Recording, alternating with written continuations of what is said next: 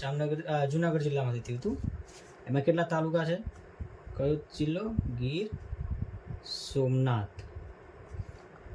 એનો વડું મથક વેરાવળ. પછી તાલાળા જે ગીરની કેસર કેરી માટે પ્રખ્યાત છે, બરોબર. પછી સૂત્રાપાડા, પછી કોડીનાર, પછી ઉના અને ગીર ગઢડા, બરોબર છે. તો હવે આનું શોર્ટ ફોર્મ કેવી રીતે થાય, બરોબર? તો આનું શોર્ટ ફોર્મ થાય સૂત્રાપાડાનું સુ,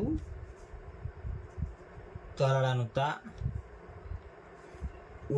ઉનાનું ઉ,